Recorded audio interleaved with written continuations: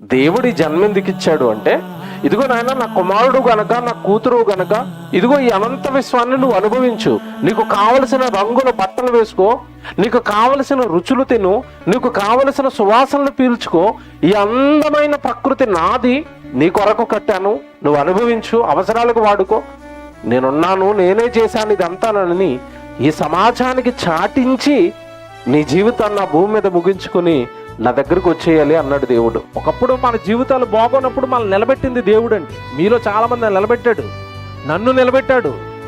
ఒకప్పుడు అసలు మన కుటుంబాల పరిస్థితి చాలా దారుణం, కానీ ఈరోజు మంచి స్థితికి తెచ్చాడు. భయంకరమైన రోగాలు ఈ ప్రపంచాన్ని వెంటాడాయి. కరోనా, ఎవడ బ్రతుకుతాడో తెలియదు, ఎవడ చస్తాడో తెలియదు. అలాంటి టైంలో కూడా ప్రభువా దేవా అని మనం మొరపెట్టినందుకండి కోట్లు ఉన్న వాళ్ళు చచ్చిపోయారు, అధికారం ఉన్న వాళ్ళు చచ్చిపోయారు. మనల్ని మాత్రం తన నీడలో కాచి కాపాడి ఈరోజు ఆరోగ్యవంతులకు కూర్చోబెట్టాడు. ఇక్కడ ఇంత చేస్తాడండి దేవుడు. ఎప్పుడు వెన్నంటుంటాడండి, ప్రేమిస్తాడండి. చివరికి మనుషులండి లోకపు మాయలోనే లాగడానికి యేసుక్రీస్తుల వారు తన కొడుకునే బలివేశాడండి. పరిశుద్ధాత్మ దేవుని హృదయాల్లోకి పంపించాడండి.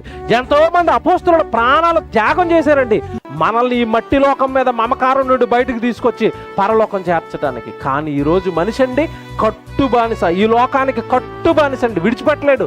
లోబి దేవుడికి అన్యాయం చేస్తావా, దేవుడికి ఇవ్వవా, దేవుడి దగ్గరికి రావా, దేవుడికి చెయ్యవా, ఈ మట్టిని ప్రేమించి దేవుడికి దూరం అయిపోతావా? ఎంత అన్యాయం చేస్తున్నాడండి, ఎంత అన్యాయస్తులుగా మారాడండి ఈరోజు మనిషి దేవుడి విషయంలో. కనుక సమస్తాన్ని ఇచ్చిన దేవుడిని ఈ మట్టి కోసం మీరు వదిలిపెట్టకండి, విడిచిపెట్టకండి, ఆయనకి అన్యాయం చేయకండి. మట్టి లోకపు భ్రమలో నుండి దేవుని వైపుకి తిరగండి.